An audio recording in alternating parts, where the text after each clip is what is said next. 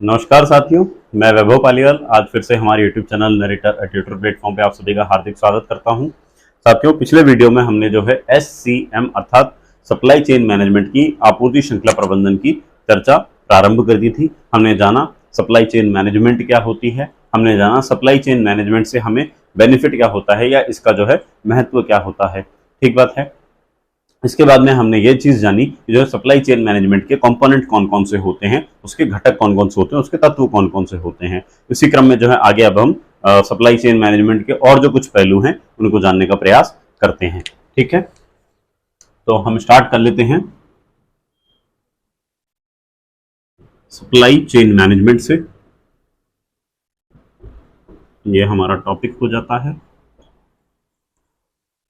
Supply chain management में। अब जो टॉपिक हम स्टार्ट करने वाले हैं साथियों, वो कहलाता है सप्लाई चेन मैनेजमेंट के चरण, है ना, स्टेप्स। चरण कह लीजिए, स्टेप्स कह लीजिए या स्टेजेस कह लीजिए आप, कि आपूर्ति श्रृंखला प्रबंधन के चरण कौन कौन से होते हैं। ठीक है, देखिए एक एक करके पहले लिख लेते हैं, फिर सभी को जो है अपन विस्तार से चर्चा कर लेंगे क्या क्या चीज होती है। तो पहला हो जाता है साथियों प्लानिंग, जिसको हम क्या नाम दे देते हैं, प्लानिंग, या जिसे हम हिंदी में बोलते हैं नियोजन, नियोजन करना। दूसरा हो जाता है साथियों डेवलपमेंट, या जिसे हम बोल देते हैं विकास करना। तीसरा हम बोल देते हैं मेक अ प्रोडक्ट। ठीक बात है। चौथा हो जाता है हमारा डिलीवरी, जिसे हम बोल देते हैं सुपुर्दगी। लास्ट हो जाता है हमारा माल वापसी, इसको बोल देते हैं हम गुड्स रिटर्न या माल वापसी। मेक अ प्रोडक्ट मतलब कि उत्पाद निर्माण। ठीक है साथियों, पहला जो चरण हुआ हमारा वो हो जाता है प्लानिंग या नियोजन। प्लानिंग साथियों हमने वेरी फर्स्ट वीडियो के अंदर चर्चा करी थी कि एक्चुअल में प्लानिंग प्रोसेस क्या होती है। जब मैंने आपको मैनेजमेंट की प्रक्रिया बताई थी तो उसके अंदर मैंने आपको बताया था planning, organising, staffing, directing, controlling, budgeting, है ना, रिपोर्टिंग, उन सब के बारे में हमने जो है उस टाइम पे चर्चा करी थी। नहीं देखा है तो आप जो है उस हमारे वेरी फर्स्ट वीडियो को देख सकते हैं, जिसके अंदर हमने जो है केवल एक ब्रीफ विजिट करा था कि एक्चुअल में जो है मैनेजमेंट क्या होता है। तो साथियों मैनेजमेंट का जो पहला प्रमुख प्रक्रिया का पहला घटक होता है वो हो जाता है हमारा प्लानिंग। ठीक है, प्लानिंग के अंदर साथियों हम क्या करते हैं, प्लानिंग के अंदर हम जो है कुछ पूर्वानुमान करते हैं, हम जो है कुछ अनुमान लगाते हैं, कुछ अटकल लगाते हैं। मतलब जो भी कुछ काम हम करने जा रहे हैं उसकी हम क्या करते हैं, फॉरकास्टिंग करते हैं, कल्पना करते हैं।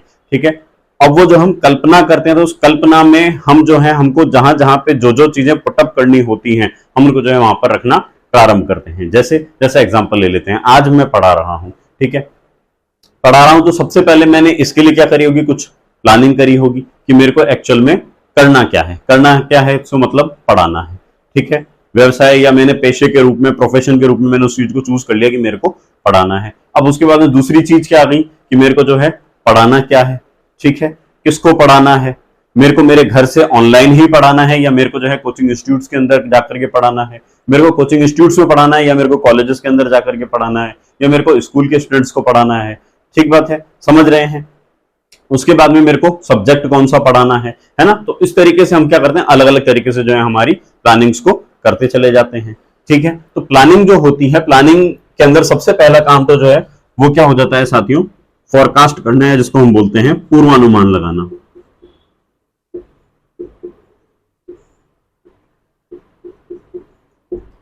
पूर्वानुमान लगा लेना। ठीक है, पूर्वानुमान लगा लिया, उसके बाद हम क्या करते हैं, हम देखते हैं कि जो बाजार है उस बाजार की नीड्स एंड वांट्स क्या क्या हैं। ठीक है, उसकी इच्छाएं और आवश्यकताएं क्या क्या हैं।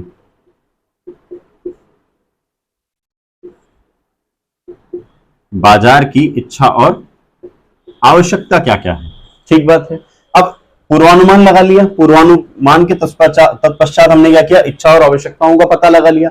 बाजार की इच्छाओं तथा आवश्यकताओं को पता लगाने के पश्चात हम क्या करते हैं, उसके अनुरूप एक उत्पाद को माइंड में फ्रेम करते हैं और उस उत्पाद के अंदर हम कौन सा विशिष्ट गुण डालने वाले हैं उसका हम क्या कर लेते हैं, निर्धारण कर लेते हैं। हमने यूएसपीज की चर्चा करी थी, हमने यूनिक सेलिंग प्रोपोर्शंस की बात करी थी। हम क्या कर लेते हैं, वो जो हमारा उत्पाद है उसके जो है कोई एक विशिष्ट गुण जो कि केवल हमारे उत्पाद के अंदर पाया जाएगा उसके बारे में चर्चा कर लेते हैं। ठीक है, उसका निर्धारण कर लिया जाता है। ठीक है, तो जो सप्लाई चेन मैनेजमेंट का जो प्रथम चरण होता है प्लानिंग के अंदर हम क्या करते हैं, पूर्वानुमान लगाते हैं। पूर्वानुमान लगाने के पश्चात हम जो है बाजार की इच्छाओं तथा आवश्यकताओं को पता लगाते हैं और उन इच्छाओं तथा आवश्यकताओं के अनुरूप एक प्रोडक्ट को माइंड में रखते हुए हम क्या कर लेते हैं, उसके अंदर कोई विशिष्ट गुण की जो है विशिष्ट गुण उसके अंदर हम जो है क्या रखने वाले हैं उसको निर्धारित कर लेते हैं। ठीक बात है। तत्पश्चात आता है हमारा दूसरा चरण। ठीक है, दूसरा चरण क्या हो जाता है, हमारा विकास हो जाता है। विकास किस चीज का, तो विकास करेंगे हम आपूर्ति श्रृंखला का, आपूर्ति श्रृंखला का। ठीक है, कि हमारा सप्लायर कौन होगा, हम जो है हमारा माल प्रोड्यूस करने के बाद में कहां कहां कौन कौन से वेयर हाउसेस के अंदर रखेंगे। ठीक है, हम इन्वेंट्री स्टॉक कितना रखने वाले हैं, हमारा जो है आगे फर्दर जो है डिस्ट्रीब्यूटर या वितरक कौन बनने वाला है। वितरक के पश्चात हम जो है देखेंगे कि वो डिस्ट्रीब्यूटर आगे जो है फर्दर थोक व्यापारी किस तरीके से जो है वो माल जो है उसको देने वाला है। हम जो है उसको मंथली कितना कितना उसको हम टारगेट देने वाले हैं। ठीक है, तो वो सब जो चीजें होती चली जाती हैं उनका क्या कर लेते हैं, हम जो है विकास कर लेते हैं। ठीक है, हम क्या कर लेते हैं, आपूर्ति श्रृंखला का विकास करते हैं। विकास के पश्चात हम क्या करते हैं, उसके ऊपर नियंत्रण करते हैं, या और मैं अच्छे शब्दों में कहूं तो हम क्या कर लेते हैं, उसके ऊपर प्रबंधन कर लेते हैं। ठीक है, उम्मीद है यह चीज आपको क्लियर होगी, यहां तक समझ में आई होगी। ठीक है, तत्पश्चात हमने जिन इच्छाओं तथा आवश्यकताओं के अनुरूप जिस प्रोडक्ट को हमने क्या करी थी, कल्पना ही करी थी, जिस उत्पाद की हमने क्या करी थी, कल्पना करी थी कि हम जो है हमारे उत्पाद के अंदर वो विशिष्ट गुण डालेंगे। ठीक है, उस उत्पाद को अब क्या करेंगे, हम जो है स्थूल उत्पाद के रूप में फिजिकली उसको क्या करेंगे, बनाने का काम करेंगे। ठीक है, तो इस स्टेज पे हम क्या कर लेते हैं, उस उत्पाद का निर्माण कर लेते हैं। ठीक है, उत्पाद जब एक बार बन जाता है, निर्माण हो जाता है उसकी, अब अगर माने चलिए अब कोई उत्पाद ही है, वस्तु ही है, तो फिर वही पैकेजिंग, लेबलिंग है ना, बीपीएल, ब्रांडिंग, पैकेजिंग, लेबलिंग हो जाती है। वो सारी की सारी प्रोसेस जो है बैक टू बैक जो है वो होनी जो है वो स्टार्ट हो जाएंगी। तो पश्चात हम क्या करते हैं, डिलीवरी सुनिश्चित करते हैं कि हम जो है हमारे प्रोडक्ट को प्रत्यक्ष माध्यम से या अप्रत्यक्ष माध्यम से पहुंचाना सुनिश्चित करेंगे। हमने पिछले वीडियो में बात करी थी कि हम जो है हमारे जो सप्लाई चेन होती है, सप्लाई चेन के जो है हमने 4 प्रकार देखे थे कि जो है एक तो होती है हमारी डायरेक्ट, जिसको हम क्या बोल रहे थे, प्रत्यक्ष आपूर्ति श्रृंखला बोल रहे थे, जिसके अंदर जो है किसी भी प्रकार का कोई मध्यस्थ नहीं होता है। डायरेक्टली जो प्रोड्यूसर है होता है वो क्या करता है, कंज्यूमर या कस्टमर तक प्रोडक्ट को पहुंचाता है। तत्पश्चात हमने जो है 1 लेवल चैनल देखा था, 2 लेवल चैनल देखा था और हमने लास्ट जो है 3 लेवल चैनल देखा था, जिसमें हमने डिस्ट्रीब्यूटर को भी देखा था, जिसके अंदर हमने होलसेलर को भी देखा था, जिसके अंदर हमने जो है रिटेलर को भी देखा था। ठीक बात है।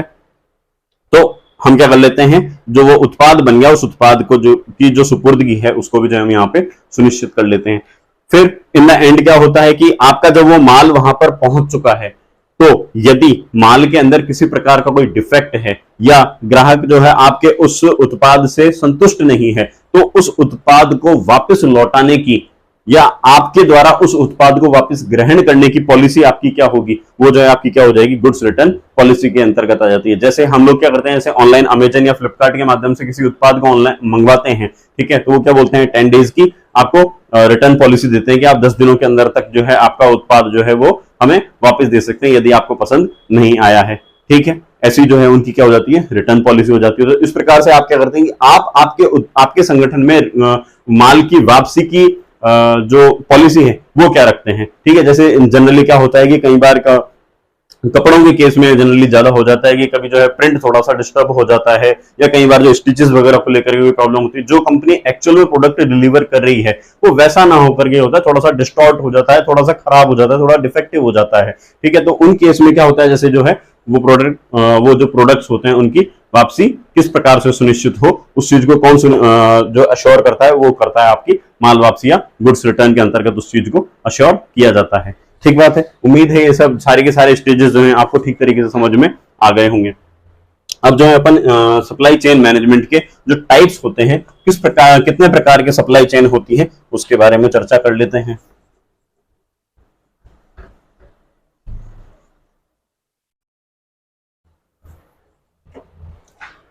है ना, सप्लाई चेन मैनेजमेंट के टाइप्स या प्रकार। तो देखिए साथियों, सबसे पहले जो सप्लाई चेन मैनेजमेंट का टाइप हो जाता है वो हो जाता है हमारा कंटिन्यूअस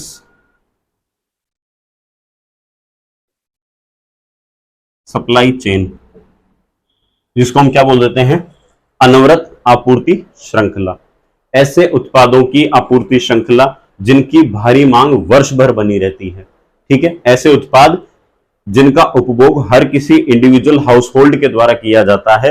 ठीक है, जिनकी की रिक्वायरमेंट सुबह उगते ही डेली आवश्यकता होती है, जिनको हम किसके अंतर्गत रख देते हैं, कंटिन्यूअस सप्लाई चेन के अंतर्गत रख देते हैं। जैसे सुबह सुबह उठा के देख लीजिए आप, न्यूज़पेपर ही होता है, जैसे दूध हो जाता है, जैसे दही हो जाता है। ठीक है, इनके बिना जो है किसी भी घर की सुबह नहीं होती है। तो ऐसे इसके अंतर्गत जो है प्रोडक्ट्स कौन कौन से आ जाते हैं, जिनकी मांग जो है भारी मांग जो है वर्ष भर बनी रहती है। ठीक बात। देखिए दूसरा देख लेते हैं यहाँ पर। दूसरा हो जाता है रैपिड सप्लाई चेन, है ना, सप्लाई चेन, जिसको क्या बोल देते हैं अपन,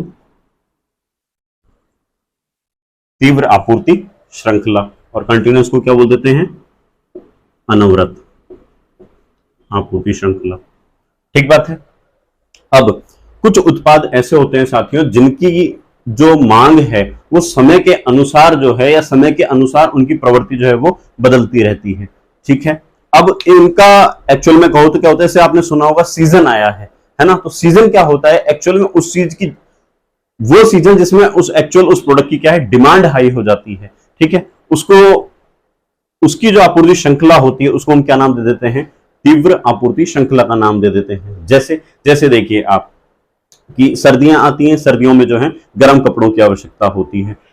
अगर सर्दियों के अंदर ही उन माल की सप्लाई को प्रोवाइड करवा दिया गया तब तो वो काम के हैं, गर्मियों में आए तो किसी तरह से काम के नहीं है। मतलब कि उनकी डिमांड जो है स्पेसिफिक टाइम पीरियड के अंदर ही बनती है। ठीक है, जैसे जो है हमारे वर्षा काल में, ठीक है, या बारिश के मौसम में जो है, जो हमारे बरसाती कपड़े होते हैं, जो रेनकोट्स वगैरह होते हैं, उनकी डिमांड होती है। भाई उस मौसम के अंदर ही तो यूटिलिटी है, उसके अलावा तो उनकी कोई यूटिलिटी नहीं है। तो उस डिमांड और सप्लाई को उस पर्टिकुलर टाइम फ्रेम के अंदर ही जो है फुलफिल कर देना, वो किसके अंतर्गत आ जाता है, आपकी रैपिड सप्लाई चेन के अंतर्गत आ जाता है। ठीक बात है।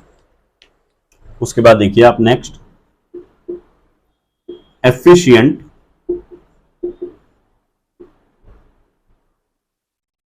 सप्लाई चेन, जिसको हम क्या बोल देते हैं, कुशल आपूर्ति श्रृंखला। साथियों, अत्यधिक प्रतिस्पर्धा के दौर में जब गला काट कंपटीशन हो, कट थ्रोट कंपटीशन हो, उसके उस ड्यूरेशन में जब हम हमारे प्रोडक्ट्स की सप्लाई को सुनिश्चित करते हैं, ठीक है, कुशलता के साथ में हम जब उस चीज को सुनिश्चित करते हैं तो वो क्या कहलाता है, हमारा एफिशिएंट सप्लाई चेन कहलाता है, कुशल आपूर्ति श्रृंखला कहलाती है। ठीक बात है। मतलब इसके अंदर वो केस हो जाएगा एक तरीके से कि नजर हटी दुर्घटना घटी। ठीक बात है। देखिए नेक्स्ट हो जाता है हमारा ग्राहकोन्मुखी सप्लाई चेन, है ना, या आपूर्ति श्रृंखला, जिसको हम क्या बोल देते हैं, कस्टमर ओरिएंटेड सप्लाई चेन। ठीक है, इसके अंतर्गत क्या होगा, इसके अंदर देखिए साथियों, ग्राहक की इच्छाओं आवश्यकताओं के साथ साथ ग्राहकों की प्रकृति के आधार पर जब आप अपनी सप्लाई चेन के अंदर कुछ परिवर्तन ले आते हैं, कुछ रूपांतरित आप उस चीज को कर देते हैं, मोल्ड कर देते हैं थोड़ा सा भी, ठीक है, तो वो क्या हो जाती है, ग्राहकोन्मुखी सप्लाई चेन हो जाती है। जैसे जैसे बात कर लेते हैं, हमारे भारत में दो मेजर कम्युनिटीज हैं, हिंदूज हैं और मुस्लिम्स हैं। ठीक है, हिंदूज को जब भी कभी कोई मांगलिक अवसर की तलाश रहती है, जब भी कोई एक नया नवाचार करना हो, जैसे कभी कोई नया घर खरीदना हो, ठीक है, या जैसे कभी कोई 2 व्हीलर खरीदना है, 4 व्हीलर खरीदना है, तो हम लोग क्या इंतजार करते हैं कि नवरात्रे आए या और कोई एक बड़ा कोई और जैसे जो है कोई शुभ अवसर आ जाए, है ना, या जो मोस्टली ऐसे प्रेफरेंस दी जाती है कि बुधवार ही हो। ठीक है, तो तब जाकर के जो है उस कार्य को प्रारंभ किया जाएगा। ठीक है, जैसे मुस्लिम कम्युनिटीज होती हैं, मुस्लिम कम्युनिटीज ये कि चलो ईद आएगी तो ईद पे लेंगे, है ना। या इसके अलावा मान के चलिए कि कोई मुस्लिम बाहुल्य क्षेत्र है तो वो क्या करेगा कि जब मुसलमानों के जो इच्छाओं और आवश्यकताओं के साथ साथ उनकी आवश्यक प्रकृति क्या है उस प्रकार से जो है हम क्या कर लेते हैं, हमारी सप्लाई चेन को मोल्ड कर लेते हैं, थोड़ा सा क्या कर लेते हैं, उसके अंदर परिवर्तन ले आते हैं। ठीक है, इसी तरीके से जो है वो हिंदू मुस्लिम जो हिंदू मेजोरिटी एरिया है उसके अंदर उस तरीके से हो जाएगा। ठीक बात है। एरिया का मतलब एक ये मत समझिएगा कि आप छोटा सा कोई एक 4, 5 या 10 स्क्वायर किलोमीटर की अपन बात कर रहे हैं, अपन कंट्री वाइज बात कर रहे हैं, अपन जो है बड़े लेवल पे उस चीज की बातचीत कर रहे हैं। ठीक बात है। देखिए नेक्स्ट हो जाता है हमारा एजाइल, या जिसको हम बोलते हैं चुस्त आपूर्ति श्रृंखला या एजाइल सप्लाई चेन। साथियों, ऐसा सप्लाई चेन मैनेजमेंट जो कि इस बात को सुनिश्चित करे कि कम से कम समय में अधिक से अधिक ग्राहकों की इच्छाओं तथा आवश्यकताओं की पूर्ति की जाए। ठीक है, जो इस अवधारणा में विश्वास रखता है वो क्या कहलाता है, चुस्त या एजाइल सप्लाई चेन कहलाता है। ठीक है, इसका एक दूसरा नाम और भी है, उसको हम बोलते हैं जवाबदेही आपूर्ति श्रृंखला प्रबंधन, है ना, रेस्पॉन्सिबल सप्लाई चेन मैनेजमेंट। ठीक बात है। उम्मीद है ये सारे के सारे टाइप्स जो है आपको समझ में आए होंगे। कंटिन्यूस जिसकी कि वर्ष भर जो है भारी मांग बनी रहती है, तीव्र जो कि जो समय अनुसार जिनकी प्रवृत्ति में परिवर्तन आता रहता है, जैसे हमने एग्जांपल लिया गर्म कपड़े लिए, बारिश वाले कपड़े लिए। उसके बाद में एफिशिएंट देखा हमने, एफिशिएंट कुशलता या जो कुशल सप्लाई चेन है, आपूर्ति प्रबंधन जो है, इसके अंदर क्या चीज आ जाती है, गला काट जब कंपटीशन होता है कि मतलब जिसमें ये कि अगर आप जरा से भी चुके तो आपका जो स्पेस है, आपके जो मार्केट का स्पेस है उसको क्या कर लेगा, आपका कॉम्पिटिटर जो है वो टेक ओवर कर लेगा। तो वहां पर जिस मैनेजमेंट की रिक्वायरमेंट होती है वो क्या कहलाएगा, हमारा एफिशिएंट सप्लाई चेन मैनेजमेंट कहलाएगा।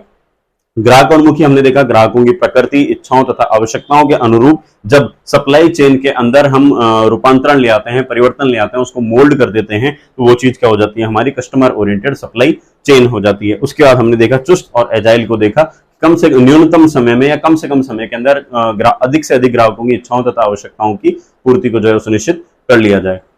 साथियों, वर्तमान सिनेरियो की अगर हम बात करें तो ऐसी कोई इंडस्ट्री नहीं है जो कि इन सभी जो आपूर्ति श्रृंखलाओं के अलग अलग प्रकार हैं इनको एक साथ काम में नहीं लेती हो। ऐसी कोई संगठन नहीं है, सभी संगठन जो हैं इनको जो है देशकाल परिस्थिति के अनुसार जो है काम में लेते हैं। उम्मीद है ये चीज जो है आपको ठीक तरीके से समझ में आ गई होगी। अब जो एक हमारा लास्ट टॉपिक और बच जाता है उसके बारे में हम चर्चा कर लेते हैं।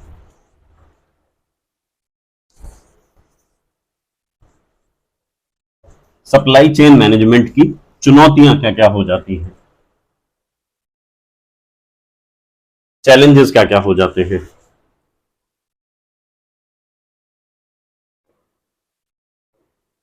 चुनौती या चैलेंजेस। ठीक है, देखिए पहला तो क्या हो जाता है, आप देखिए सप्लाई चेन मैनेजमेंट जो है वो कहां से स्टार्ट होती है, वो स्टार्ट होती है हमारी आपूर्तिकर्ता से, और समाप्त कहां पर होती है, जो अंतिम उपभोक्ता या जो ग्राहक होता है वहां तक। इस दौरान बीच में जितने भी चरण होते हैं वो सभी के सभी किसके अंतर्गत आ जाते हैं, वो सभी जो है सप्लाई चेन के अंतर्गत आ जाते हैं। उनका अब क्या करना है, हमको इफेक्टिव मैनेजमेंट करना है। तो आप देखेंगे एक्चुअल में एक संगठन के लिए क्या हो जाता है, बहुत ज्यादा बड़ा और जटिल कार्य हो जाता है। और उस जटिल कार्य को करने के लिए क्या चाहिए होती है, आपको कहीं ना कहीं विशेषज्ञों की आवश्यकता होती है, आपको कहीं ना कहीं जो है प्रशिक्षित जो आपका स्टाफ है उनकी प्रशिक्षित कार्मिकों की आपको आवश्यकता होती है। तो एक्चुअल में उनका मार्केट में आपके लिए अवेलेबल होना वो क्या है, अपने आप में एक चुनौतीपूर्ण कार्य है। तो हम यहां पर लिख सकते हैं कि कुशल प्रशिक्षित तथा अनुभवी कार्मिकों या मानव संसाधनों का अभाव।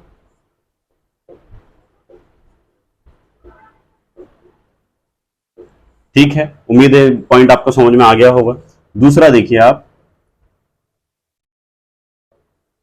मधुर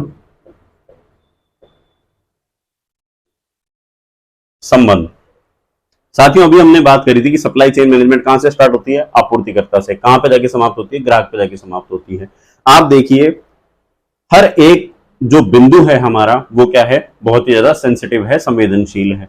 मान करके चलिए कि आपूर्तिकर्ता है और आपूर्तिकर्ता हमें जो है समय पर किन्हीं कारणों से सप्लाई नहीं दे पाया, या मान के चलिए कि माल एक्चुअल में बहुत ज्यादा शॉर्ट है और उसकी डिमांड बहुत ज्यादा है, ठीक है, और सप्लायर क्या कर रहा है, हमसे बहुत ज्यादा जो है प्राइस अब जो है डिमांड कर रहा है। तो कहीं ना कहीं क्या होता है कि हमारे संबंध इन ऐसी परिस्थितियों में बिगड़ने की पूरी पूरी संभावनाएं होती हैं। ग्राहक जो है, की जो इच्छाएं और आवश्यकताएं थी, जो नीड्स एंड वांट्स थी, उनको हम जो है फुलफिल नहीं कर पा रहे हैं। मान करके चलते हैं कि जो डिस्ट्रीब्यूटर है, डिस्ट्रीब्यूटर को एक्चुअल में जितना उसने डिमांड किया था उतना जो है हम सप्लाई नहीं दे पा रहे हैं। या इसका उल्टा कर लीजिए, हम चाह रहे थे कि वो जो है मान के चलिए महीने की 1000 यूनिट्स को हम चाह रहे हैं कि वो 1000 यूनिट्स जो है वो सेल आउट कर दे या एग्जीक्यूट कर दे, लेकिन वो कर ही नहीं पा रहा है। तो ऐसे बहुत सारे कारण हो सकते हैं जिनकी वजह से जो है रिश्तों के अंदर तनाव आ सकता है। तो मधुर संबंध को अपने आप में बना करके रखना क्या हो जाता है, ऐसे में एक चुनौतीपूर्ण कार्य हो जाता है। ठीक है, नेक्स्ट देखिए आप, उचित समय में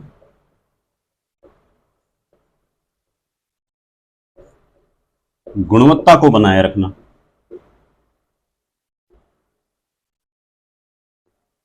भाई हर टाइम आप सेम क्वालिटी को डिलीवर कर पाए, ठीक है, क्वालिटी इन द सेंस कि रॉ मटेरियल के केस में देख लीजिए, या जो आपका प्रोड्यूसर है या जो मैन्युफैक्चरर है वो जब आगे फर्दर उस प्रोडक्ट को दे रहा है। क्वालिटी का मतलब ये नहीं कि केवल क्वालिटी गुड्स, आप अगर उसको उस एप्रोप्रिएट टाइम के अंदर भी अगर डिलीवर कर रहे हैं, उचित समय में भी आप जो है उसको उचित स्थान पर पहुंचा रहे हैं, तो आप एक्चुअल में क्या कर रहे हैं, क्वालिटी दे रहे हैं। अगर आप ऐसा नहीं कर पा रहे हैं तो ये भी अपने आप में क्या हो जाता है, एक चुनौतीपूर्ण कार्य हो जाता है। नेक्स्ट देखिए आप, दबाव की स्थिति।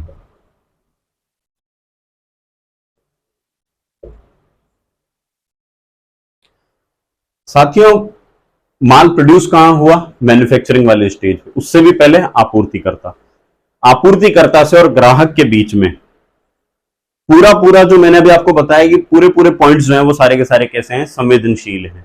ठीक है, और वो जो संवेदनशील है वहां पर अगर किसी भी तरीके से कहीं पर भी एक डाउनफॉल आता है तो कहीं ना कहीं क्या होगी, सप्लाई जो है पूरी गड़बड़ा जाएगी, चरमरा जाएगी। तो ये जो स्टेज है आपूर्तिकर्ता से और ग्राहक तक, वो क्या हो जाती है, पूरी जो है दबाव की स्थिति होती है। दबाव की स्थिति में कुछ तो जो है निखर जाते हैं, कुछ क्या होते हैं, बिखर जाते हैं, है ना भाई, ऐसी कहावत है। तो अब दबाव की स्थिति क्या करती है, कहीं ना कहीं आपकी प्रोडक्टिविटी को गिराती है ना, प्रोडक्टिविटी पे आपकी जो उत्पादक क्षमता होती है उसके ऊपर क्या करती है, कुठाराघात करती है। तो जो दबाव की स्थिति है इसके अंदर जो है अपनी उत्पादकता को निरंतर बनाए रखना, वो भी क्या है, अपने आप में एक चुनौतीपूर्ण कार्य माना जाता है। ठीक बात है। उसके बाद में देखिए नेक्स्ट क्या हो जाता है, यदि सप्लाई चेन मैनेजमेंट को एग्जीक्यूट नहीं किया गया, तो कहीं ना कहीं किस चीज का डर बना रहता है कि जो लागत है उसके अंदर वृद्धि हो सकती है। अब लागत में वृद्धि होगी तो जब मैंने आपको जो उद्देश्य के टाइम पे, महत्व के टाइम पे जो पॉइंट्स बताए थे वो सारे के सारे वापस आ जाएंगे। ठीक है, उनके अंदर जैसे लागत में वृद्धि होगी तो कहीं ना कहीं हमारे लाभ में गिरावट आ जाएगी, तो जो है हम कहीं ना कहीं हमारे प्रोडक्ट्स के अंदर क्वालिटी गुड्स को नहीं दे पाएंगे, तो जो है हम हमारे संसाधनों का इष्टतम प्रयोग नहीं कर पाएंगे, हम हमारे जो ऑर्गेनाइजेशन या संगठन है उसके अंदर 3E को सुनिश्चित नहीं कर सकते हैं, 3E सुनिश्चित नहीं हो पाएंगे, साथ के साथ हम क्या करते हैं, प्रोडक्टिविटी जो है हमारी कहीं ना कहीं उसके ऊपर नकारात्मक प्रभाव पड़ेगा। तो सारी चीजें जो होती हैं आपस में क्या होती है, एक दूसरे से जुड़ी हुई होती हैं। तो उम्मीद है ये चुनौतियां भी जो हैं आपको ठीक तरीके से समझ में आ गई होंगी। साथियों इसी के साथ में जो है हमारा सप्लाई चेन मैनेजमेंट जो है यहाँ पर समाप्त होता है। नेक्स्ट वीडियो में हम लोग जो है लॉजिस्टिक मिक्स के साथ में मिलने वाले हैं, जिसे हम जो है प्रचालन तंत्र के नाम से भी जानते हैं। Thank you so much.